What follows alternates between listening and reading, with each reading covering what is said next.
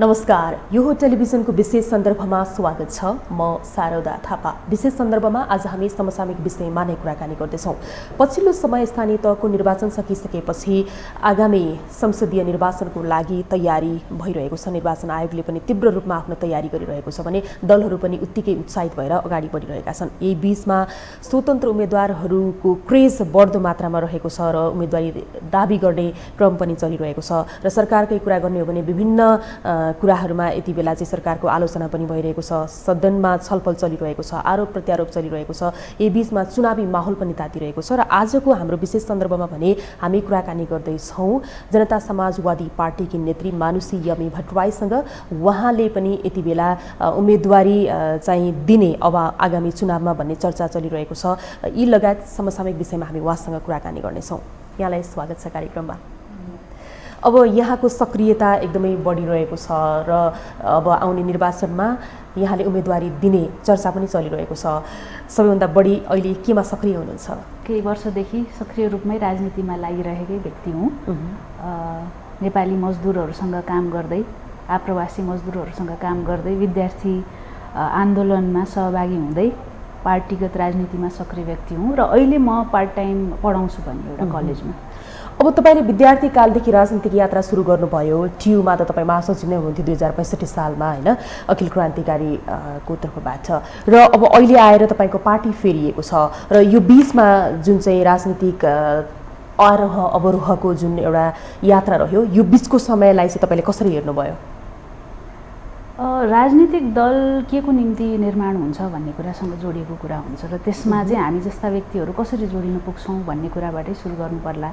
राजनीतिक दलहरू अथवा सङ्गठन भनेको चाहिँ जनताका समस्याहरूको समाधानको निम्ति एउटा आकार ग्रहण गरेको एउटा सामूहिक त्यसको चाहिँ अभिव्यक्ति दिन सक्ने एउटा सङ्गठन हो, सङ्गठित अभिव्यक्ति हो, होइन।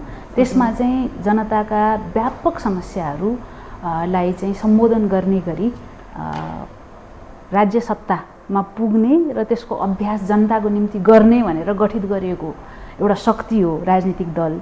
म चाहिँ त्यसैमा विश्वास गरेर म पनि सानै उमेरमा राजनीतिक दलमा आबद्ध भएको हुँ। तर कालान्तरमा के हुँदो रहेछ भने त्यो राजनीतिक दलले बोकेको सिद्धान्त, त्यसले बनाउने कार्यक्रम, त्यसले गर्ने काम, त्यसले बोक्ने नेतृत्व, त्यो भित्र अभ्यास हुने लोकतन्त्र, यो सबैले ठिक गति लिन्छ कि लिँदैन, ठिक परिणाम ल्याउँछ कि ल्याउँदैन भन्नेसँग जोडिँदा म विगतमा जुन पार्टीसँग आबद्ध थिएँ त्यसमा चाहिँ म असन्तुष्ट रहेर अनि पछि म चाहिँ एउटा नयाँ ढङ्गको अभ्यास, नयाँ शक्तिको आवश्यकता छ नेपालमा, नयाँ राजनीतिक संस्कारको आवश्यकता छ भन्दै अनि पछिल्लो कालखण्डमा चाहिँ म अहिले जसपामा आबद्ध हुँदै आएको छु र अहिलेको मेरो यात्रा त्यही नयाँपन ठ्याक्कै आकार ग्रहण गरिसकेको त छैन, तर सम्भावनाहरूको स्पेस हो राजनीति भनेको। त्यसमा चाहिँ एउटा नयाँ राजनीतिक संस्कार निर्माण गर्न सकिन्छ भन्ने विश्वाससहित लागिरहेको छु। तपाईँले विद्यार्थी कालदेखि नै राजनीति गर्नुभयो, पारिवारिक पृष्ठभूमि पनि राजनीति नै रहेको थियो र तपाईँले यो समयावधिसम्म आइपुग्दाखेरि छोटो समयावधिमा, होइन, एउटा युवा नेत्रीको हिसाबले गर्दाखेरि पार्टीमा चाहिँ एकदमै जम्प हानिरहनु भएको छ कि एकपछि अर्को चेन्ज भइरहेको छ। त्यो पार्टी चेन्ज हुँदाखेरि आकार कहिले लिन्छ भन्ने प्रश्न चाहिँ फेरि एकदमै धेरै घुमिरहेको हुँदो रहेछ। जस्तो अहिले तपाईँ आबद्ध हुनुभएको पार्टीले पनि आकार लिइसकेको छैन, आकार लिँदा नलिँदै अहिले फुटको सङ्घारमा फेरि पुग्यो भनेर चर्चा भइसकेको छ। सो यो हिसाबले गर्दाखेरि चाहिँ तपाईँले यो यात्रालाई कसरी हेर्नु भएको छ? एकदम स्वाभाविक यात्रा हो। हेर्नुहोस्, अहिले झन् पछिल्लो कालखण्ड त दलभन्दा बाहिरकै कतिपय युवाहरू पनि गैर दलीय रूपमा पनि आकाङ्क्षी बन्दै जाने, चुनावको सन्दर्भमा काठमाडौँ, धरान लगायत कतिपय ठाउँमा त दलभन्दा बाहिरबाटै क्यान्डिडेटहरू पनि जित्ने अवस्था रहिरहँदाखेरि भएका दलहरूमा पनि उथलपुथल हुनु स्वाभाविक हो। त्यो आवश्यक पनि छ, किनकि दल भनेको हाम्रो आवश्यकताको निम्ति गठन गरिएको चिज हो। हाम्रो अस्तित्व दल जोगाउनको निम्ति हुँदैन, दलको अस्तित्व जनताको निम्ति हुन्छ। त्यसकारण त्यहाँ यदि त्यसले निकास दिन सक्दैन, समस्याहरूको सम्बोधन हुँदैन भने त्यसबाट स्वतन्त्र रूपमा निस्किने, अर्को नयाँ अभ्यास गर्ने छुट सबैलाई हुन्छ। म पनि त्यो नयाँ अभ्यास गर्ने पथ लिएको व्यक्ति हुँ। अब तपाईँले यसरी पथ लिइरहँदाखेरि नि नेपालमा के देखेको छ भन्दाखेरि दलप्रति विशेष गरी राजनीतिक दलप्रतिको वितृष्णा असन्तुष्टि र त्यो राजनीतिक दलले गरेको व्यवहारप्रति सबै आम नागरिकहरू चाहिँ रुष्ट बनेर अहिले स्वतन्त्र उम्मेदवारलाई छान्न थालेका छन्। त्यो पनि एकदमै बिल्कुल नयाँ अनुहार कि कतै पार्टीमा लागेर बाहिर निक्लिएका होइन कि बिल्कुल नयाँ अनुहार यो स्थानीय तहको चुनावमा एक दुई ठाउँमा देखियो त्यो। जबकि काठमाडौँ जस्तो यो जुन राजधानी देशकै राजधानी सङ्घीय राजधानीमा यो जुन परिणाम आयो यसले पनि यो देखायो। अनि फेरि मानिसहरू फेरि त्यसकै पछाडि लागिरहेका छन् कि स्वतन्त्रबाट पो उठ्दाखेरि पो भोट बढी आउने रहेछ भनेर। तपाईँ पनि अहिले पछिल्लो समय फेरि त्यसमै चाहिँ त्यही पथ पछि आएको होइन भन्ने प्रश्न पनि छ कि? होइन, म त सङ्गठित राजनीतिमै विश्वास गर्ने व्यक्ति हुँ। त्यही त, त्यसको कारण के हो भने अहिले भर्खर स्वतन्त्रको कुरा गर्नुभयो नि, त्यसको कारण के हो भने अनि त्यो पनि एउटा अप्सन त त्यो पनि हो, स्वतन्त्र म कुनै दलमा आबद्ध नभइकन गर्छु र एउटा नतिजा आयो यो गएको स्थानीय निर्वाचनमा केही सहरी एरियाहरूमा। त्यसमा पनि अब केही अनुहारहरू चाहिँ बिल्कुल फ्रेस थिए भने केही चाहिँ राजनीतिक दलमा आबद्ध भएर त्यसबाट निस्केरै स्वतन्त्र भएका पनि कतिपय अनुहारहरू थिए। त्यो विभिन्न अप्सनहरू हुन्, तर त्यो अब एउटा ठाउँमा सफल भयो, स्थानीय तहमा सफल भयो भन्दै अब त्यो एउटा वेभै सृजना हुने के कारणले सृजना भएको भन्ने चाहिँ मुख्य कुरा हो कि त्यसलाई नबुझिकन त्यसको हुबहु परिणाम फेरि पनि त्यही दोहोरिन्छ भन्नेमा चाहिँ मलाई विश्वास लाग्दैन। किनकि अहिले अब हुने निर्वाचन भनेको व्यवस्थापिकाको निम्ति हो, धेरै भिन्नता छ। स्थानीय तहमा उम्मेदवारी दिने भनेको एउटा कार्यकारी निकायमा कार्यकारी जिम्मेवारी निर्वाह गर्नको निम्ति आफ्नो उम्मेदवारी दिने कुरा हो, त्यसमा दिने आफ्ना एजेन्डाहरू फरक हुन्छन्। अब हुने निर्वाचन प्रदेश र सङ्घको भनेको त्यो व्यवस्थापिकाको निम्ति हो, त्यहाँ चाहिँ नीति निर्माण गर्ने कानुन निर्माण गर्ने त्यो सर्वोच्च निकाय हो। त्यसको निम्ति हामीले अवलम्बन गर्ने हाम्रो भाषा हाम्रो शैली हामीले गर्ने अपिल होइन हाम्रो एजेन्डाहरू फरक हुन्छन्। त्यसकारण त्यो पहिला जे व्हिम आयो त्यसकै पछाडि लाग्ने त्यो मेरो त कुरै होइन त्यसमा। यद्यपि म के भन्छु भने गएको निर्वाचनमा जस्तो ढङ्गबाट मान्छेहरूले विशेष गरी सहरी एरियामा युवा शिक्षित नयाँ युवा पुस्ताले जसरी नयाँपन खोजे निर्वाचित पनि गरे त्यसले केही न केही सन्देश चाहिँ बोकेको छ, महत्त्वपूर्ण सन्देश बोकेको छ। र त्यो मेरो निम्ति भनेको चाहिँ दलीय राजनीति दलहरूको निम्ति चाहिँ यो खबरदारी हो कि तपाईँहरूले दलहरूले निर्धारण गर्ने एजेन्डा दलहरूले दिने उम्मेदवार होइन तिनीहरू चाहिँ हामीलाई सुहाउँदो भएन, हामी खुसी हुने टाइपको भएन, हाम्रो आकाङ्क्षाहरू प्रतिबिम्बित हुने खालको हामीले विश्वास गर्ने खालका पात्रहरू भएनन् भन्ने खबरदारी भएको हुनाले चाहिँ हामीले पनि त्यही रूपमा चाहिँ त्यो सकारात्मक सन्देश लिएर चाहिँ हामी अगाडि बढ्नुपर्छ। अब स्वतन्त्र उम्मेदवारको क्रेज बढिरहेको अहिलेको समयमा र व्हिमकै पछि लागिरहेको स्थिति हामीले देखिरहेका छौँ क्या। अब अहिले धेरैले स्वतन्त्र उम्मेदवारको लागि चाहिँ आफ्नो दाबी गरिरहनु भएको छ नि, यो व्यवस्थापिकामा चाहिँ म निर्वाचित भएर जान सक्छु कि भनेर यो आगामी हुने प्रतिनिधि सभाको निर्वाचनको लागि। त्यो हिसाबले गर्दाखेरि पनि यो कुरा आयो र विशेष गरी राजनीतिमा नै गैरदलीय युवाहरूको आकर्षण किन भएको छ होला जस्तो लाग्छ यहाँलाई?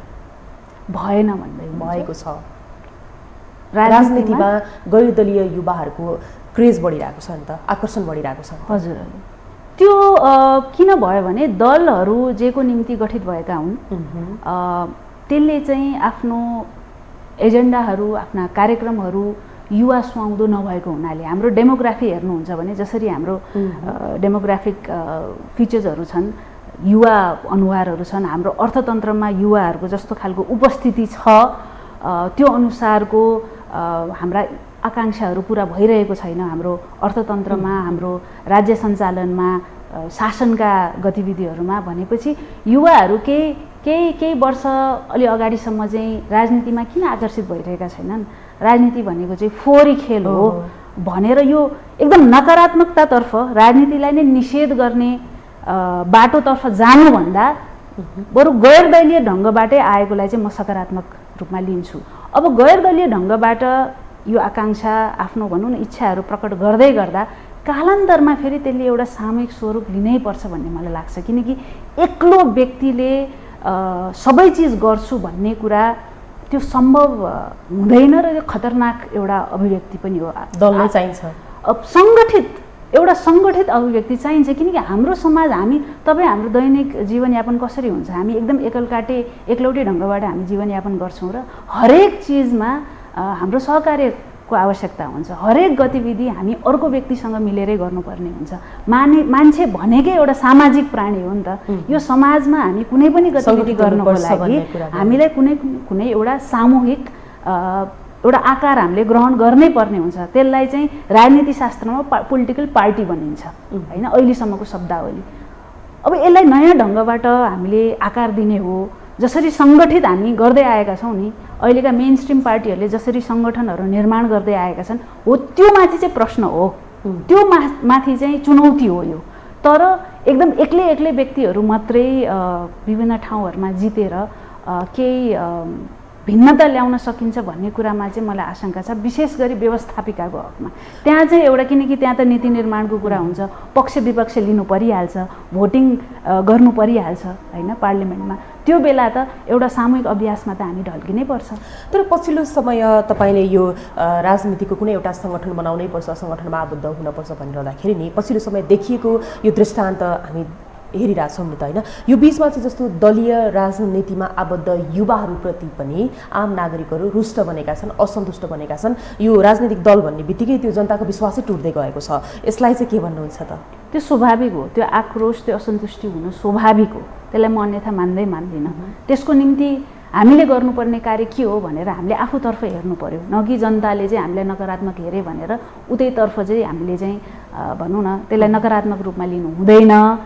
त्यसको कारण हामी स्वयं हौँ नि त हैन। हामी आफैले जनता, हाम्रो युवा पुस्ताको बिचमा हामीले कतिको संवाद गऱ्यौँ, हामी कतिको उपलब्ध भयौँ भन्ने कुरामा हामीले ध्यान दिनु पर्यो।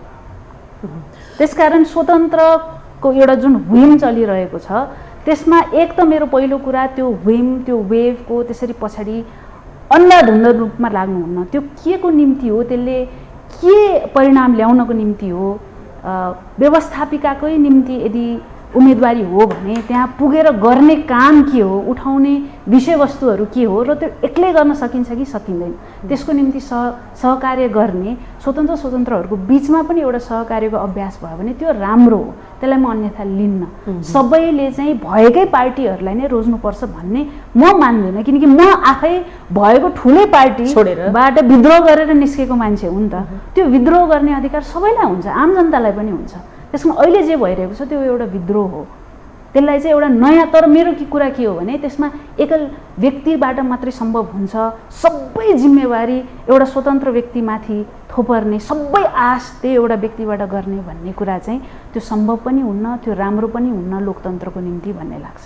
तर हरेक राजनीतिक दलको अन्तिम उद्देश्य भनेको देश निर्माण, विकासकै योजनाकै लागि हो नि हैन। र यही बिचमा चाहिँ जस्तो यो पार्टी परिवर्तन भइरहने, पार्टी टुटफुट भइरहने, अनि फेरि एउटा पार्टी छोडेर अर्को पार्टीमा गइरहने, तपाईँकै सन्दर्भमा कुरा गर्नु पर्दाखेरि पनि एउटा ठुलै पार्टी छोडेर विद्रोह गरेर अर्को पार्टी, फेरि त्यसपछिबाट अहिले अर्को पार्टी, त्यो भइरहँदाखेरि चाहिँ अब त्यो कति बेलासम्म चाहिँ त्यो फड्को मारिरहने, के कति बेलासम्म हिँडिरहने भन्ने प्रश्न त फेरि घुमिएर आइरहन्छ नि त। त्यसले चाहिँ के सन्देश दिन्छ भन्ने कुरा हो क्या? तपाईँहरू सङ्घर्ष कति समयसम्म गरिरहने, जनताले कहिले कुन पार्टीमा गइसकेपछि विश्वास गर्ने भन्ने त फेरि एउटा त्यो रुमलिरह्यो नि त। होइन, पार्टी भन्ने चिज हेर्नुहोस् कुनै एउटा धर्मग्रन्थ जस्तो होइन होइन, कुनै जड विषय होइन कि। पार्टी भनेको मैले सुरुदेखि भनिरहेको छु त्यो जनतासँग जोडिएको, आवश्यकतासँग जोडिएको कुरा हो। पार्टी जन्मियो, त्यसलाई जोगाइराख्नको निम्ति हाम्रो अस्तित्व हुँदैन कि। हाम्रो अस्तित्वको निम्ति, हाम्रो जीवनको निम्ति पार्टी जन्मियो, जोगाइराख्नको लागि अस्तित्व हुँदैन।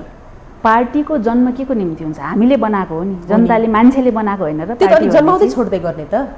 जब पार्टी भन्ने चिजले जनताका मुद्दाहरू उठाउन छोड्छ, जब आफ्ना प्रतिबद्धताहरू जेको निम्ति गठन भएको हो त्यो नै छोड्दै जान्छ भने त्यो पार्टीलाई जसोतसो मरिमेटी गरी जोगाइराख्नुपर्छ भन्नेमा म विश्वास राख्दिनँ। मेरो कुरा के हो भने, र मेरो साथीहरूको कुरा के हो भने, पार्टी भन्ने चिज पनि गतिशील हो हैन। जनताको आवश्यकता अनुरूप हामीले आफ्ना एजेन्डाहरू त्यसमा गति प्रदान गर्नुपर्छ। त्यो अनुरूपको भएन भने विद्रोह गर्ने अधिकार सबैलाई हुन्छ।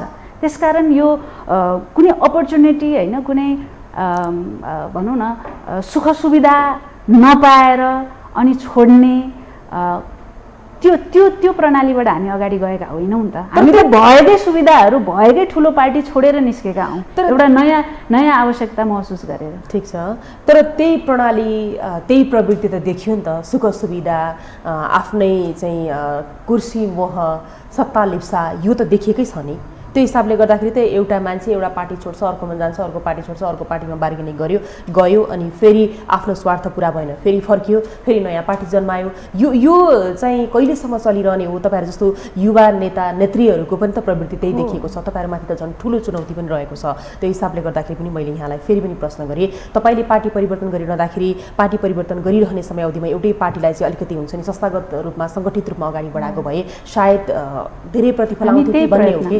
एकदम हामी त्यही प्रयत्नमा हौँ, किनकि हामी जब एउटा ठुलो पार्टीबाट निस्क्यौँ र यसलाई नयाँ शक्ति भनेर आकार दियौँ, त्यसमा अन्य समूहहरू पनि हामी त्यहाँबाट फेरि फुटेका त होइनौँ नि त, त्यसलाई त हामीले ठुलो आकार दिएका हौँ नि त। मैले यहाँलाई स्मरण गराउन चाहेँ, हामी नयाँ शक्ति बनाएपछि त्यसमा अन्य शक्तिहरूसँग मिलेर हामी जनता समाजवादी पार्टी बनेका हौँ नि त, होइन र? त्यो त हाम्रो स्मरणमा छ नि त। हामीले जुन अभ्यास गर्दैथ्यौँ त्यसमा विचार मिल्ने, मन मिल्ने, एजेन्डा मिल्ने साथीहरूसँग सहकार्य गरेर अनि हामीले अर्को ठुलो आकार दिन खोजेका हौँ। त्यसमा आगामी दिनमा पनि अरू हाम्रा ढोकाहरू त खुल्ला रहन्छन्, हाम्रा सम्भावनाहरू त खुल्ला रहन्छन्। अन्य साथीहरू पनि त्यही मिसनमा यदि जोडिन चाहनुहुन्छ, हामीले सहकार्य गर्ने हाम्रो दायरा हामीले अगाडि बढाउँछौँ भने पार्टीहरू त त्यसरी नै आकार ग्रहण गर्दै जाने हो नि त। त्यही त तपाईँले भनेको यो पार्टीहरूले गर्ने आकार ग्रहण र आम नागरिकले बुझेको पार्टीहरूको आकार ग्रहणको चाहिँ यो प्रसङ्ग अनि बुझाइ फरक हो कि के हो त्यो त उहाँहरू आफै जान्नु होला, तपाईँहरू आफै जान्नु होला। तर यो बिचमा चाहिँ जस्तो पार्टीको आकार, पार्टीको अस्तित्व जोगाइराख्नको लागि हामीले चाहिँ एउटै पार्टीमा बसिरहन जरुर छैन, तपाईँको जुन यो भनाइ आयो नि, यो भनाइ रहिरहँदाखेरि पार्टी जन्मायो छोड्यो, पार्टी जन्मायो छोड्यो, अर्को पो हुन्छ कि त्यो पो हुन्छ कि यो पो हुन्छ कि भन्दाखेरि दैचिउरे जस्तो भइँदैन आफै? त्यही त भने मैले अवसरको निम्ति एउटा अवसरवादी चरित्र प्रदर्शन गर्ने जनताले देख्नु भएको छ भने त्यो जायज हुन्छ। हेर्नुहोस्, हामी त भएका अवसरहरू छोडेर हिँडेका हौँ। छोडेर हिँडेको भन्छन् कि होइन, किन? हाम्रो जो नेतृत्व गर्दै हुनुहुन्थ्यो उहाँ त सर्वोच्च निकायमा पुगिसक्नु भएको व्यक्ति हो, भएको सांसद पद छोडेर राजीनामा दिएर निस्किनु भएको हो। अनि कुन अवसर नपाएर छोड्नु? असन्तुष्टि, त्यहाँभित्रको आफ्नो पहुँच कति छ, होइन, कसले आफूलाई दबाबमा राखेको छ या प्रभावमा राखेको छ, अनि त्यो अरू पार्टीसँग कन्फ्युज गर्नु भएन। त्यो अरू पार्टीमा हुँदो होला। हामीले लिएको यो गत केही वर्ष यताको अभ्यासमा तपाईँले कहाँ त्यस्तो पाउनुभयो कि अवसरहरू नपाएर एउटा अवसरवादी चरित्र बोकेर चाहिँ छोडेर हिँडेको भन्ने त कहाँ पाउनुभयो होला? त्यसो हो भने अवसरको लागि होइन भने नि किन यसरी पार्टी टुटफुट अनि फेरि भइरहेको छ? त्यही त, भएका पार्टीहरू जेको निम्ति गठन गरिएका थिए त्यसले आफ्नो जिम्मेवारी दायित्व निर्वाह गर्न नसक्ने भएपछि, त्यसबाट सम्भावना नदेखिएपछि पहिलो प्रयत्न के हुन्छ? आफ्नो पार्टीलाई रूपान्तरण गर्ने प्रयत्न हुन्छ। यत्तिकै हजुवामा मेहनत गरेर बनाएको पार्टी त छोड्ने कुरा हुँदैन नि। धेरैको लगानी हुन्छ, धेरैको मेहनत हुन्छ, धेरैको सामूहिक एफर्ट गएको हुन्छ। त्यसमा त्यहाँ भित्रको रूपान्तरणको सम्भावना नदेखेपछि अनि एउटा विद्रोह जन्मिन्छ। जसरी अहिले जन्मियो, अहिले दलहरू बाहिरबाट यस्ता युवाहरू, होइन, व्यक्तिहरू, सक्षम व्यक्तिहरू उम्मेदवारी दिने, जनताले पनि अनुमोदित गर्ने कार्य किन भयो भन्नुहोस् त? उहाँहरूले पनि एक किसिमको विद्रोह त गर्नुभयो हो नि त। भएका मेन स्ट्रिम पार्टीहरूबाट सम्भव भएन भनेर विद्रोह गर्नुभएको। विद्रोह त गर्नुभयो, तर तपाईँहरूले जसरी विद्रोह गरेर नयाँ नयाँ पार्टी खोल्दै हुनुहुन्छ, नयाँ नयाँ पार्टीमा चाहिँ तपाईँहरू आबद्ध हुँदै हुनुहुन्छ, त्यही कारणले गर्दाखेरि आम नागरिकहरू यति बेला रन्नगुल्लमा रहिरहेका छन्। कहिले नयाँ शक्ति बनिएको छ, कहिले के शक्ति, कहिले समाजवादी, अब फेरि यसपछि के हो? त्यो भएर चाहिँ आम नागरिकहरूलाई रन्नगुल्लमा पार्ने काम नेता नेत्रीहरूले किन गरिरहेका छन् भन्ने प्रश्न छ। के त भएकै मेन स्ट्रिम पार्टीहरू जो अस्तित्वमा छन्, ठुला ठुला पार्टी काङ्ग्रेस, एमाले, माओवादीमैबाटै देशको निकास हुन्छ, त्यहीँबाट सबै समाधानहरू आउँछन्, तिनीहरूलाई नै रूपान्तरण गर्न सम्भव छ भन्ने लाग्छ भने म त्यसलाई स्वागतै गर्छु। त्यो कार्यमा अब सफलता प्राप्त गर्नुहोस् भन्ने नै शुभकामना हुन्छ। तर जसलाई ती भएका मेन स्ट्रिम पार्टीहरूबाट त्यहाँबाट समाधान हुने समस्याहरूको भनौँ न समाधान हुने, एउटा देशलाई निकास दिने आशा छैन, सम्भावना देख्नुहुन्न भने त उहाँहरूको निम्ति त अर्को कुनै नयाँ दल अथवा अर्को कुनै नयाँ समूहमाथि विश्वास जाग्ने, त्यो उहाँहरूले चान्स दिने कुरा पनि त जायजै हो नि त। ठिक छ। अब तपाईँले सुरुवातीमा अब अहिलेको तेस्रो शक्ति भनौँ, होइन, नेकपा माओवादी केन्द्रमा सङ्घर्ष पनि गर्नुभयो, फेरि त्यही पार्टीबाट विद्रोह गरेर निक्लनु पनि भयो। अहिले कहिलेकाहीँ त्यही पार्टीमा रहेर सङ्घर्ष गरिरहेको भए पनि आफूले गर्न चाहेको काम गर्न पाउने रहेछ कि भन्ने खालको त्यो कहिलेकाहीँ चाहिँ हुन्छ नि मनमा कुरा खेल्ने सोच आउने हुन्छ कि हुँदैन? बिल्कुलै हुँदैन, बिल्कुलै हुँदैन। किनभने त्यो पार्टीले जो सपना बोकेको थियो, जुन सपनाको निम्ति मेरै पुस्ताका धेरै मेरा साथीहरू, मेरा अग्रजहरू जसले बलिदानी दिनुभयो, त्यसको आधारमा जुन एजेन्डा बोकेको थियो त्यो पाइले पछि चाहिँ छोड्दै गएको अनुभूति मेरो हो। र आजको दिनमा पनि विशुद्ध खाली सत्ताको राजनीतिमा मात्रै केन्द्रित भएको मैले देख्दाखेरि मलाई चाहिँ कहिले पनि यो अनुभूति हुँदैन, किनकि मेरो उद्देश्य भनेको जसोतसो सत्तामा जसरी पनि जाने, जसरी पनि टिकिराख्ने भन्ने खालको राजनीतिक उद्देश्य चाहिँ मेरो होइन, त्यसो छैन। अब कतिपयको हुनसक्छ जसोतसो सांसद बनौँ, जसोतसो मन्त्री नै बनौँ भन्ने उद्देश्य राख्नको निम्ति, त्यस्तो उद्देश्य राख्ने व्यक्तिहरूको निम्ति त त्यो ठाउँ छँदैछ, तर जसको उद्देश्य त्यो होइन त्यसको निम्ति चाहिँ विद्रोह गरेर नयाँ प्रयत्न गर्ने ठाउँ हुन्छ र त्यही पथ चाहिँ मैले लिएँ। तपाईहरुले नयाँ एउटा बाटो चाहिँ औल्याउनु भयो, पछ्याउनु भयो र विद्रोह गर्नुभयो आफ्नो रहिरहेको पार्टीबाट, र अब अहिले त तपाईको तेस्रो पार्टी होला, यो जनता समाजवादी पार्टी हो जसपा। र अहिले अब तपाईँ जसपाको नेत्री हुनुहुन्छ, तपाईको उम्मेदवारीको चर्चा चारैतिर रहेको छ, तपाईको उम्मेदवारी कस्तो हो, के तयारी छ, कसरी अगाडि बढ्दै हुनुहुन्छ त? मेरो उम्मेदवारी भन्नाले मैले एकदम व्यक्ति केन्द्रित कुरा गर्न खोजेको होइन। म के चाहन्छु भने विभिन्न राजनीतिक दलहरू, पार्टीहरूमै जो सक्षम अनुहारहरू छन्, जसले अलि नयाँपन ल्याउन सक्छन्, जसले जनताको आवाजलाई इमान्दारितापूर्वक बुलन्द गराउन सक्छन्, तिनीहरू चाहिँ पार्टीका निर्णायक ठाउँहरूमा पनि पुग्नुपर्छ र पार्टीहरूबाट चुनिने जुन जनप्रतिनिधिहरू चुनिने ठाउँ निकायहरू हुन् जस्तै व्यवस्थापिका, त्यहाँ पनि पुग्नुपर्छ। र अब हामीले पार्टीकै नेतृत्वबाट हाम्रो पाउला आउला उहाँहरूले हामीलाई दिनुहोला, छोडिदिनु होला भन्दा पनि हामी आफैले चाहिँ अब पहल गर्नुपर्छ र फेरि यहाँ कुराबाजी हो त्यसको निम्ति हामीले तयारी गर्नुपर्छ, हामीले आवाज उठाउनु पर्यो भन्ने कोणबाट हामी पनि, म लगायत अन्य थुप्रै साथीहरू विभिन्न दलमा जो छौँ अथवा दल बाहिर जो छौँ, हामी सहकार्य गरौँ र अब आउने निर्वाचनको निम्ति तयारी गरौँ भन्ने खालको छलफल भएको हो। तपाईँले यही कुरा भन्नुभयो नि, जस्तो हामी अवसरको लागि होइन, हामी सत्तामा पुग्नको लागि होइन भनेर भन्नुभयो, तर अहिले तपाईँको उम्मेदवारी त फेरि त्यही नै आयो नि त, व्यवस्थापिकासम्म चाहिँ हामी पुग्नुपर्छ है। अब अरूले पार्टीले छोड्ला अनि फेरि जाउँला भनेर बसेर त भएन भनेर भन्नुभयो नि, कुरा फेरि त्यही घुमेर त्यही आयो नि त। अनि त्यो त सर्वोच्च निकाय हो नि त। हामीले जे कुरा गरिरहेछौँ राजनीतिमा, हामीले के कुरा गर्छौँ? जनताको समस्याहरूको कुरा गर्छौँ, आकाङ्क्षाको कुरा गर्छौँ, त्यसलाई कसरी सम्बोधन गर्ने, कसरी निकास दिने भनेर सल्युसनहरूको कुरा गर्छौँ। त्यसको सबभन्दा सर्वोच्च निकाय भनेकै तपाईँको पार्लियामेन्ट हो, व्यवस्थापकीय हो। अनि त्यहाँ पुग्ने एउटा उद्देश्य त हुन्छ नि त, तर त्यही मात्र जसोतसो जुनसुकै हालतमा त्यही ठाउँमा जस्तो तरिका अप्नाएर पनि पुग्ने भन्ने चाहिँ गलत हो। मैले भनेको चाहिँ जस्तो अघि विद्रोहको कुरा आयो नि, अब अन्य पार्टीहरूबाट सङ्घर्ष गरेर विद्रोह गरेर छोडेको कुरा, त्यो हिसाबले गर्दाखेरि चाहिँ त्यो पार्टीहरूले तपाईँहरूलाई बायस गरेको कारणले गर्दाखेरि चाहिँ यो कदम चाल्नु भएको हो भनेको के? हामीप्रति होइन कि जनताको निम्ति। बुझेँ, त्यही त जनताको निम्ति त भन्नुभयो, तर खासमा भन्ने जनतालाई चाहिँ घान हाल्ने, तर स्वार्थ त आफ्नै पुरा गर्ने नेता नेत्रीहरूको त पछिल्लो प्रवृत्ति त्यही नै देखिएको छ। त्यो हिसाबले गर्दाखेरि तपाईँ कसरी कन्भिन्स गराउनुहुन्छ कि म जनताको लागि हो भनेर? किनभने मैले जुन पार्टीबाट विद्रोह गर्दै थिएँ त्यो पार्टीमा मैले के अवसर नपाएर म निस्केको हुँ र भन्ने एउटा उदाहरण दिनुहोस् न, जहाँ चाहिँ मैले पाउन लागेको अवसर अथवा मबाट खोसिएको कुनै अवसर भएर त्यो रिस र झोकमा चाहिँ म छोडेर हिँडेको भन्ने कुनै एउटा उदाहरण होस् न कसैसँग। त्यो त होइन नि, हामीले त त्यहाँ व्यक्ति केन्द्रित कुरा गरेकै होइनौँ। त्यो एउटा के थियो भने एउटा आह्वान गर्नुभएको थियो एउटा नेताले भएको पार्टीबाट, अब यसको एउटा कार्यविधि थियो, त्यसले बोकेको एउटा विचार सिद्धान्तको एउटा निश्चित कालसम्म त्यसको सान्दर्भिकता थियो, अब त्यसको रहेन। अब हामीले नयाँ ढङ्गबाट नयाँ खालको राजनीतिक एजेन्डा, राजनीतिक संस्कार निर्माण गर्नुपर्छ भनेर उहाँ भएको अवसरहरू छोडेर निस्केर आह्वान गर्दै गर्दा तपाईँले के अवसर छोडेर त्यसमा हामी सबैजना यो नयाँ खालको अपिलमा हामी चाहिँ कन्भिन्स्ड भएर हामी लागेका हौँ। हो, तपाईँले भने जस्तो नयाँ नयाँ एजेन्डा अवसर छोडे भनेर भन्नुभयो नि, के अवसर छोड्नुभयो र के नयाँ एजेन्डा लिएर अब नागरिकको माझ जानुहुन्छ, आम नागरिकको माझमा? मेरो व्यक्तिगत कुरा मैले भन्नु खोजेको तपाईँको पार्टीको, तपाईँको सङ्गठनको हो। एक्ज्याक्टली, हामीले त्यो बेला संविधान निर्माण प्रक्रिया लगत्तै संविधानमा अधुरा रहेका कुराहरू आधा ग्लास खाली आधा ग्लास भरी भएको कुरा भन्नुको अर्थ सबै चिजहरूको मूल कुरा भनेको राजनीति नै हो हैन। मुहानको मूल भनौँ मुहान भनेको राजनीति हो। त्यसकारण त्यहाँ भएका अपूर्णताहरूलाई हामी पूर्णता दिन्छौँ।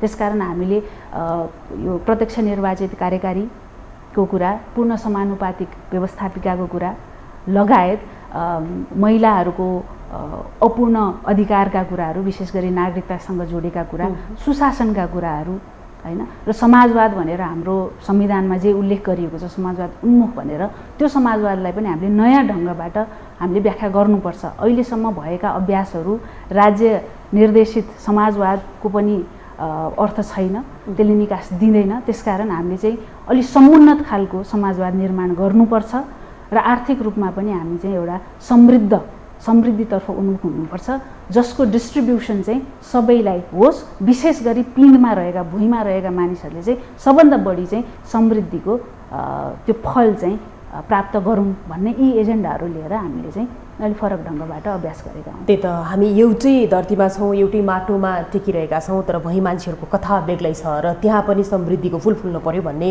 योजना र आकाङ्क्षा एउटा पुरा होस् ती नागरिकहरूको पनि भनेर यहाँहरू लागिरहनु भएको छ।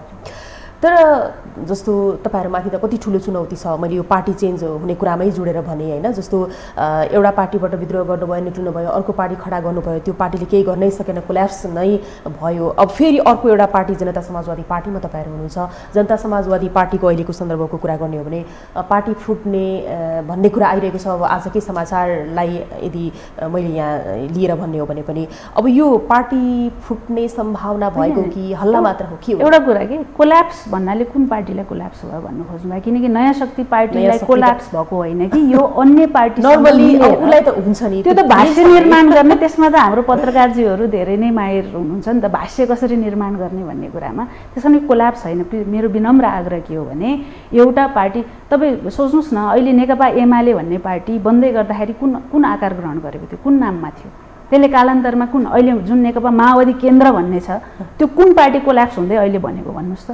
त्यसले त थपिँदै घट्दै थपघट हुँदै अहिले जे पार्टी छ काङ्ग्रेस पनि त त्यही हो हैन। त्यसको इतिहास दशकौँदेखिको।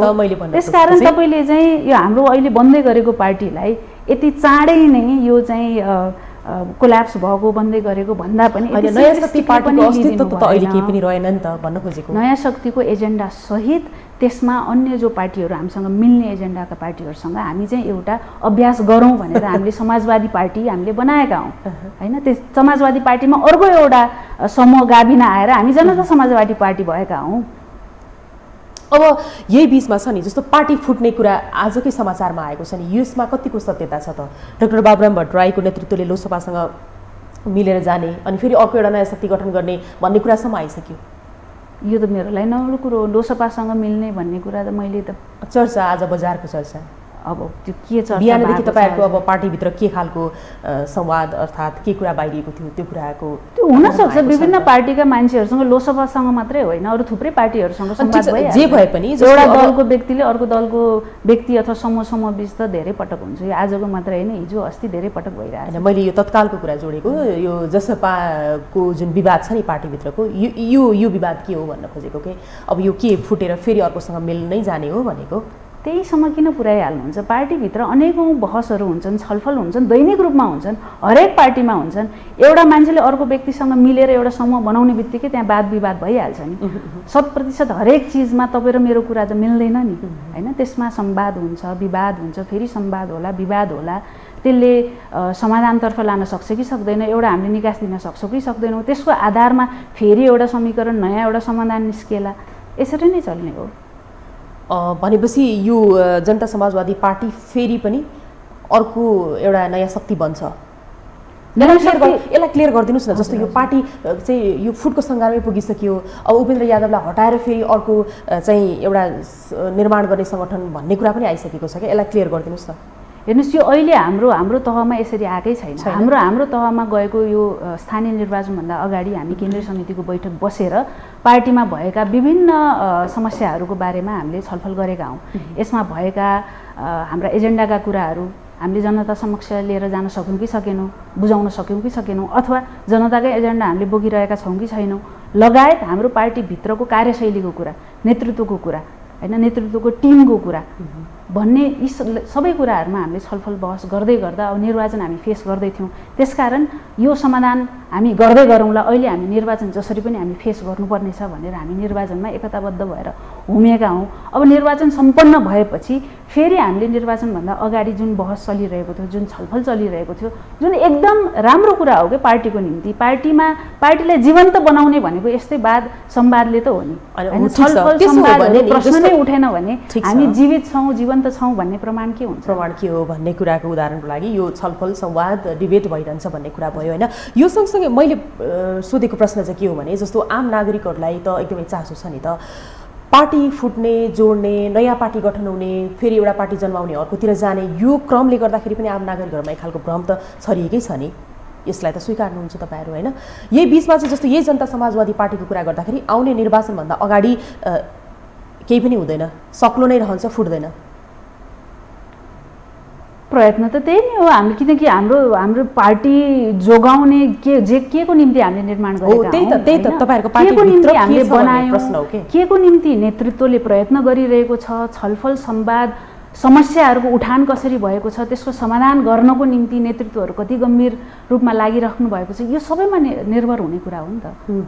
भनेपछि केही पनि हुँदैन जनता समाजवादी पार्टी भनेर अहिले बुझ्नु। त्यसैमा म विश्वस्त छु कि हामीले भित्र भएको संवादहरूलाई हामीले स्वस्थ रूपमा समाधान उन्मुख भएर नै हाम्रो छलफल हुनेछ। अब एकदम निरङ्कुश ढङ्गबाट प्रश्न उठाइनु नै हुँदैन होइन, सबै छलफल संवादको निम्ति कुनै स्पेसै छैन, कुनै अस्तित्व नै हुँदैन यी विषयवस्तुहरूको भन्नेतर्फ गयो भने त त्यो कसरी लोकतान्त्रिक एउटा पार्टी हुन्छ र? भनेपछि अहिले यो डाक्टर बाबुराम भट्टराई र उपेन्द्र यादव बीचको चाहिँ जुन संवाद, जुन छलफल भइरहेको छ, केही पनि कुरा होइन कि यो व्यक्तिको मात्रै होइन, उहाँ एकजनाले व्यक्तिले पनि ठुलो असर गरेको छ के, व्यक्तिको पनि ठुलो भूमिका छ नि त। समाचारको हेडलाइनहरुमा व्यक्तिकै नाम आउँछ होइन, त्यसकारणले पनि यो लिडरको त नाम आउने नै भयो नि। त्यही भएर यो व्यक्ति बीचको मात्रै टकराव होला, वाद विवाद होला भन्ने लाग्छ। यहाँ सबै लेभलमा हाम्रो सबै तह तब्कामा विभिन्न मुद्दाहरूमा हाम्रो छलफलहरू हुन्छ कि सबै पार्टीमा हुन्छ, हुनुपर्छ, त्यसैकै निरन्तरता हो। अब तपाईँको सन्दर्भमा कुरा गर्नुपर्दाखेरि तपाईँ राजनीतिक पृष्ठभूमिको मान्छे, बचपनदेखि नै तपाईँ राजनीतिक माहौलमा हुर्किनु भएको मान्छे होइन, बुबा आमा नै राजनीतिमा हुनुहुन्छ। डाक्टर बाबुराम भट्टराई जस्तो व्यक्तिको तपाईँ भाग्यमानी छोरी, आमा हिसिला यामी होइन, यति भाग्यमानी छोरी हुनुहुन्छ र तपाईँले आफ्नो घरमा त्यो राजनीतिक माहौलबाट हुर्किरहँदाखेरि अहिले तपाईँ आफै उम्मेदवारी दिने तयारी गरिरहनु भएको छ, त्यो पनि अब काठमाडौँबाटै भनेर भन्ने सुनिएको छ। कहाँबाट तपाईँले चाहिँ बढी भनौँ न आफूलाई चाहिँ कम्फर्ट फिल गर्नुहुन्छ? हुन त अब यो निर्णय हुन बाँकी होला, कति के छलफल हुन बाँकी नै होला। म राजनीतिक परिवारमा हुर्केको मान्छे, मेरो आमाको, मेरो अझ बाजेदेखि नै होइन, मेरो अजी र बाजे दुवैजना राजनीतिक रूपमा सक्रिय राणा शासन विरुद्ध लड्नु भएको व्यक्तिहरू, त्यो परिवारमा मेरो बा आमा जसरी होमिनु भयो जनयुद्धमा, म आफै 10 वर्षको उमेरदेखि नै म भूमिगत भएर बिस्तारै राजनीति बुझ्ने र त्यसमा सामेल हुने त्यो मैले अवसर पाएँ। त्यो अवसर पाइरहँदाखेरि थुप्रै साथीहरू हामीले गुमाएका छौँ होइन, त्यो म कहिले बिर्सिन सक्दिनँ कि मेरो राजनीतिक यात्रामा। त्यसकारण मैले पाएको अवसर र मेरो जुन यो जिन्दगी, मैले बाँचिरहेको जुन जिन्दगी छ, त्यसमा चाहिँ मैले ठुलो जिम्मेवार बोध महसुस गर्छु कि आगामी दिनको निम्ति, र त्यही जिम्मेवारीहरू पुरा गर्नकै निम्ति त्यो सामूहिक रूपमा, मेरो एकल होइन कि सामूहिक रूपमै ती मेरै सहकर्मी, मेरा अग्रजहरूको जुन सपनाहरू थियो र अहिलेको युवा पुस्ताको, अहिले म जुन युवा पुस्ताको प्रतिनिधित्व गर्छु, म पढाउँछु पनि पार्ट टाइम, मभन्दा 10-12 वर्ष कम उमेरका भर्खर 20-21 वर्षका युवाहरूलाई पनि म पढाउँछु। उहाँहरूको आँखामा भएका सपनाहरू, मेरो अहिले 2 वर्षको बच्चा पनि छ होइन, मेरो बच्चाले अब कस्तो समाजमा ऊ बाँच्ने होइन, उसको शिक्षा, स्वास्थ्य लगायतका सबै दैनिक जीविकासँग जोडिएका प्रश्नहरू मेरा पनि प्रश्नहरू हुन्। तर म एउटा राजनीतिमा आबद्ध भइरहेको मान्छेको दिमागमा प्रश्नहरू मात्रै भएर पुग्दैन, हामीले समाधान उन्मुख पनि हुनुपर्छ र त्यसकै निम्ति त्यो थलोमा म पुग्नुपर्छ, त्यसको निम्ति म प्रतिस्पर्धामा झर्नुपर्छ भन्ने एउटा भावनासहित यो निर्वाचनमा चाहिँ हामी तयारी गर्नुपर्छ र यो तयारी गर्ने क्रममा चाहिँ काठमाडौँबाट पनि मेरो उम्मेदवारी हुँदा राम्रो हुन्छ भन्ने एउटा सुझाव आएको हुनाले त्यसको निम्ति म चाहिँ तयार गर्छु भन्ने छ। अब कुन क्षेत्र कहाँबाट भन्ने कुरा चाहिँ अहिले हामी छलफलमै छौँ। निर्वाचन अब घोषणा हुन बाँकी पनि छ। त्यतिन्जेलसम्म चाहिँ कुन क्षेत्रबाट एक्ज्याक्टली कताको लागि भन्ने कुरा पनि निर्धारण। यहाँ त 5 र 7 2 मध्ये एउटा भन्ने पनि आइसकेको छ। कता रोज्नुहुन्छ? आमाकै क्षेत्र रोज्नुहुन्छ कि? अनि यसलाई फेरि बुवा आमासँग जोडेर भन्न खोजेको त्यो एउटा हिसाबले नाताको स्वाभाविक हो होइन, परिवारसँग जोड्दा त्यसलाई म अन्यथा लिन्न। यद्यपि फेरि यसरी पनि म आग्रह गर्छु कि मलाई मेरो एउटा छुट्टै अस्तित्व मेरो आफ्नै क्षमताको आधारमा मूल्याङ्कन हुनुपर्छ। बा आमाको अथवा परिवारको कारणले मात्रै मैले चाहिँ सबै सुविधाहरू प्राप्त गर्नुपर्छ भन्नेको त म एकदम विपक्षमा हुँ, किनकि गणतन्त्रको निम्ति लडेको पुस्ताको प्रतिनिधि पात्र। त्यसकारण त्यसरी परिवारवादमा नातावाद त्यही कृपाको आधारमा अगाडि बढ्ने भन्ने हुँदै होइन, त्यसको म एकदम प्रखर विरोधी नै हुँ। त्यसकारण आफ्नो क्षमता, आफ्नो दक्षता र एउटा सशक्त आवाज बुलन्द गर्न सक्ने आम मानिसको पहुँचमा भएको हैन, राजनीतिक परिवारमा हुर्के पनि हामी सबैको कुनै कुनै परिवार, हामी सबै परिवारमै हुर्केका मान्छे हौँ। म पनि एउटा परिवारमा हुर्केको मान्छे हुँ। तर त्यो हुँदाहुँदै पनि मेरो आफ्नो छुट्टै एउटा अस्तित्व छ।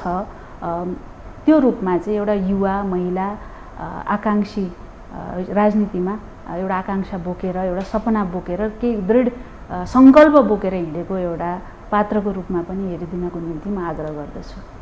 तपाईले यसरी आग्रह गरिरहँदाखेरि फेरि तपाईकै त्यो स्थिरता नहुँदाखेरि चाहिँ प्रश्न उठाउने ठाउँहरू धेरै के तपाईको नाताले बुवा अब पार्टीको त एउटा वरिष्ठ नेता नै हुनुहुन्छ, डाक्टर बाबुराम भट्टराई। जति बेला नेकपा माओवादी केन्द्रमा हुनुहुन्थ्यो तपाईँ त्यहीँ नै हुनुहुन्थ्यो। सायद त्यति बेला त बचपन पनि थियो, त्यो त एउटा उठ्ने नै भयो। त्यसपछि उहाँले नयाँ शक्ति एउटा पार्टी जन्माउनु हो, तपाईँ फेरि त्यहीँ हुनुभयो। अहिले फेरि उहाँ जनता समाजवादी पार्टीमा आउनु भएको छ, फेरि तपाईँ पनि त्यहीँ हुनुहुन्छ। त्यही भएर परिवारवाद यहाँ लागू भयो कि भएन, परिवारवाद यो हाबी भएको कि होइन भन्ने प्रश्न त फेरि आउँछ नि। त्यो स्वाभाविक हो आउन, किनकि अहिलेसम्मको मेरो यात्रामा मैले जुन बेलादेखि मैले राजनीतिक यात्रा तय गरेँ त्यो बेला लगभग मिल्दै नै आएको छ। तर तपाईँहरूलाई म यति आग्रह गर्दछु कि मेरो बा आमा भन्नुभएको उहाँहरूले कहिले पनि लाद्ने कुनै विचार, कुनै निर्णय आफ्नो लाद्ने व्यक्ति नै होइन। सदैव राजनीतिमा आउने नआउने, कस्तो खालको राजनीति अवलम्बन गर्ने सबै छुट दिनुभएको व्यक्तिहरू हो। हाम्रो मजाले बहस हुन्छ घरमा हैन, छलफल हुन्छ, झगडा पनि हुन्छ, कतिपय विषयवस्तुहरूमा विमति हुन्छ मेरो उहाँसँग हैन। र कुनै बिन्दुमा गएर राजनीतिक दिशा, राजनीतिक विचार केही विषयमा पनि यदि हाम्रो भनौँ न त्यहाँ चाहिँ हामी मिल्न नसक्ने भयो भने त्यहाँ विद्रोह पनि हुन्छ, घरभित्रै विद्रोह हुन्छ, एकदम हुन्छ। अब डाक्टर बाबुराम भट्टराईलाई नाताले त तपाईँको बुबा हुनुहुन्छ, आम मानिसहरूले चाहिँ कस्तो स्थिर नभएको नेता, हामीले त त्यस्तो बुद्धिजीवी, त्यस्तो राम्रो नेता भनेर मानेको मान्छे हो, अहिले घरि यता घरि उता कति लरबरेर आएको भन्ने खालको गुनासो गरिरहँदाखेरि तपाईँ कसरी विश्लेषण गर्नुहुन्छ? यसलाई के मान्दैनस् भने खराब चिजलाई खराब भनेर एउटा नयाँ उपाय खोज्दै हिँडिरहनु भएको व्यक्ति हो उहाँ हैन। कतिपय राजनीतिमा बिरलै कम व्यक्तिहरू हुन्छन् जो चाहिँ असत्यको विपक्षमा उभिने, किनकि सत्य रोज्ने कि शक्ति रोज्ने भन्ने बाटो सबैको जीवनकालमा कहिले न कहिले आउँदो रहेछ र अधिकांश व्यक्तिहरूले चाहिँ शक्ति रोज्दा रहेछन्। अनि सत्यमा हिँड्ने बाटो चाहिँ धेरै कठिन हुँदो रहेछ। उहाँ त्यही कठिन यात्रामा हिँड्नुभएको व्यक्ति हो। उहाँ एक्सपेरिमेन्ट गर्दै हिँड्नुभएको व्यक्ति हो, किनकि उहाँमा त्यो डगमा छैन। डगमा भन्नाले एउटा रिजिडिटी हुन्छ नि कि यही नै ठिक हो, यही नै अन्तिम सत्य हो भनेर हिँड्ने व्यक्ति होइन। त्यो क्रममा चाहिँ कहिलेकाहीँ उहाँले यो एक्सपेरिमेन्ट त्यो एक्सपेरिमेन्ट गरिराख्नु भएको जस्तो देखिनु स्वाभाविक हो।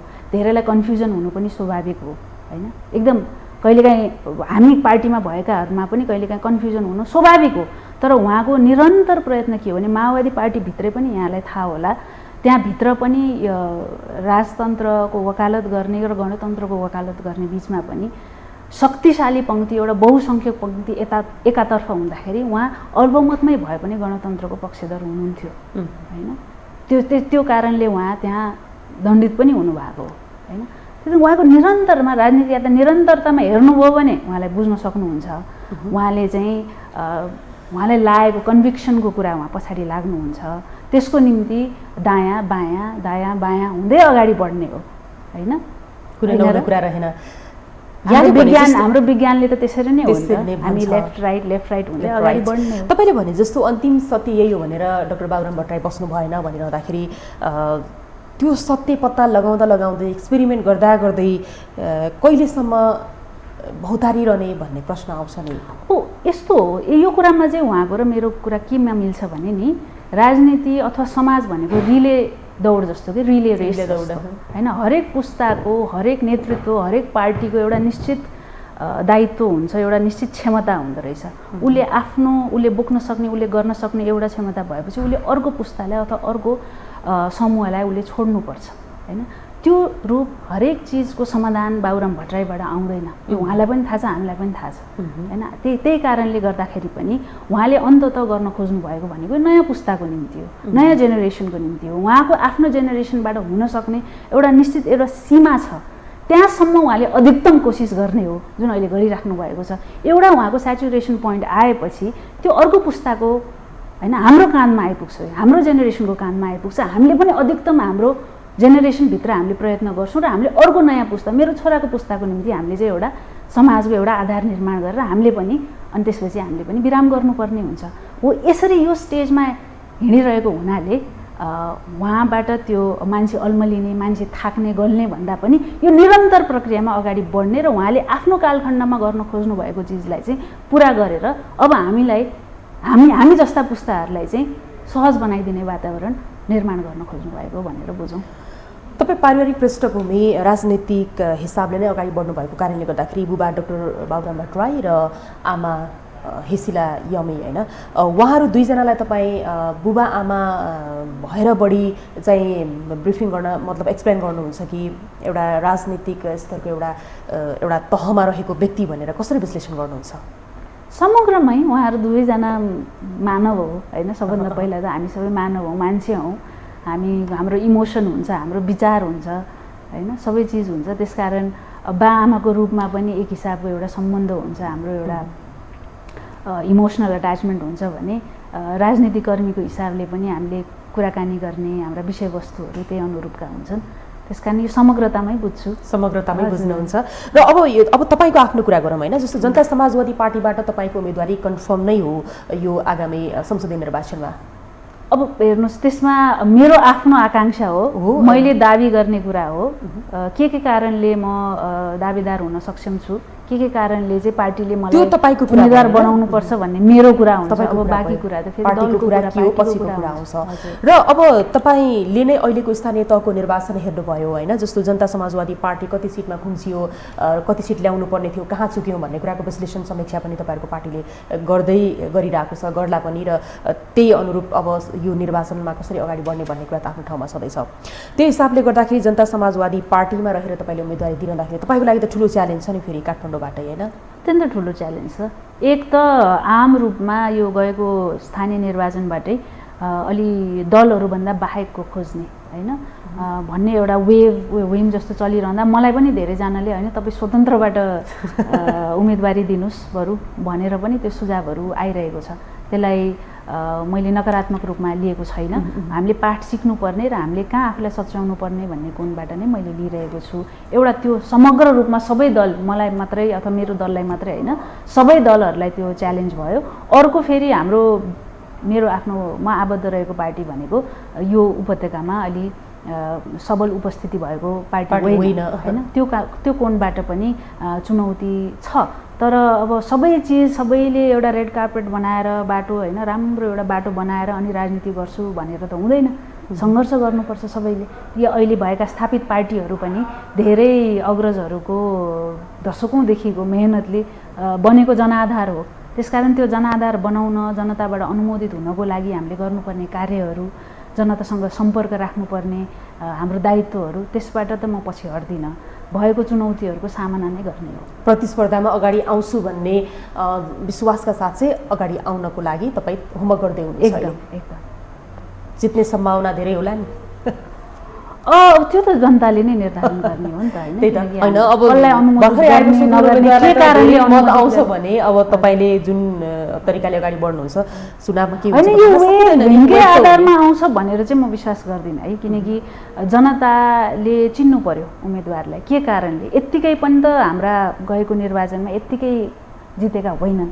एक त पार्टीहरूप्रतिको वितृष्णा पनि हो, तर ती सम्बन्धित पात्रहरूले जनतासँग एकदम जोडिएका आवश्यक एजेन्डाहरूलाई बुझ्ने शैलीमा, जनताले अपनत्व गर्न सक्ने शैलीमा कम्युनिकेट गरेको हुनाले पनि त उहाँहरूको जित भएको हो। ठिक छ। अर्को एउटा यो चाहिँ अलिकति प्रसङ्ग यो सत्ता सरकारसँगै रहेको छ। जस्तो अमेरिकासँग अहिले पछिल्लो समय एकदमै चर्चा चलिरहेको छ। तपाईँ त एउटा राजनीतिक हिसाबले हुन्छ नि, सबै कुराको अपडेट भएको कारणले मैले यहाँ सोधिहालेँ, आम जनगुनासोको प्रश्न पनि हो यो।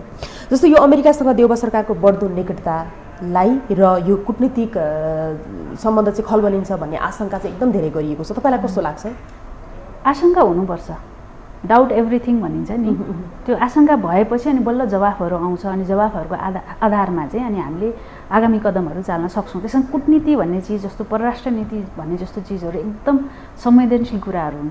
झन् कुनै पनि मुलुकको निम्ति, राष्ट्रको निम्ति आफ्नो स्वतन्त्रता, सार्वभौमिकता भन्ने चिजहरू झन् सबैभन्दा बढी प्रिय हुन्छ। त्योसँग जोडिएका यस्ता विषयहरूलाई चाहिँ हामीले कुशलतापूर्वक नै हामीले ह्यान्डल गर्नुपर्छ। त्यसकारण जे जति प्रश्न उठेका छन् त्यसको एकदम सन्तोषजनक अमेरिकासँग देउबा सरकार जस्तो अहिलेको यो 5 दलीय गठबन्धन सरकारको बढ्दो निकटतालाई चाहिँ तपाईँ कसरी हेर्नु भएको छ?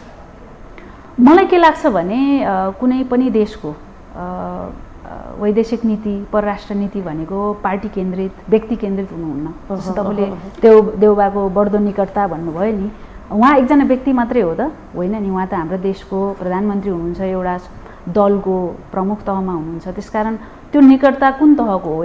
यदि व्यक्तिगत तहको हो भने त्यसमा उहाँ जवाफदेही कसरी हुने भन्ने प्रश्न त्यो उहाँको कानमा आउने दायित्व हो। यसलाई चाहिँ हामीले त्यसरी हल्काफुल्का रूपमा भन्दा पनि एउटा समग्र देशले अवलम्बन गर्ने परराष्ट्र नीति कस्तो हुनुपर्छ, त्यसमा चाहिँ हाम्रो राष्ट्र प्रमुख, हाम्रो प्रधानमन्त्री हैन, कार्यकारी प्रमुखले कसरी निर्वाह गर्नुहुन्छ हाम्रो दायित्व भन्ने कुराहरू हो। मेरो पर्सनल भ्यू चाहिँ के हो भने हामीले अहिलेको जुन एकदम जटिल भू राजनीतिक अवस्थामा छौँ नि, हामी त एकदम जियो स्ट्राटेजिकली एकदम जुन हाम्रो लोकेसन छ सबैको आँखा पर्ने खालको लोकेसनमा हो नि त हामी। त्यो कोणबाट चाहिँ हामीले चाहिँ सबैसँग समदूरी र सबैसँग समनिकटता, हामीले कसैलाई पनि एउटा पक्ष लिने अर्को पक्षलाई चिडाउने खालको हामीले नीति हामीले अवलम्बन गर्नु हुँदैन। हाम्रो राष्ट्रको हितलाई केन्द्रमा राखेर चाहिँ हामीले आफ्नो परराष्ट्र नीतिहरू, परराष्ट्र सम्बन्धहरू, कूटनीतिक सम्बन्धहरू चाहिँ हामीले अगाडि बढाउनुपर्छ। यहाँलाई समय र विचारको लागि धेरै धेरै धन्यवाद। धन्यवाद यो अवसरको निम्ति। दर्शकवृन्द, हामी यति बेलासम्म यो टेलिभिजनको विशेष सन्दर्भमा कुराकानी गरिरहेका थियौँ जनता समाजवादी पार्टीकी नेत्री मानुषी यमी भट्टराईसँग अहिलेको समसामयिक विषयमा।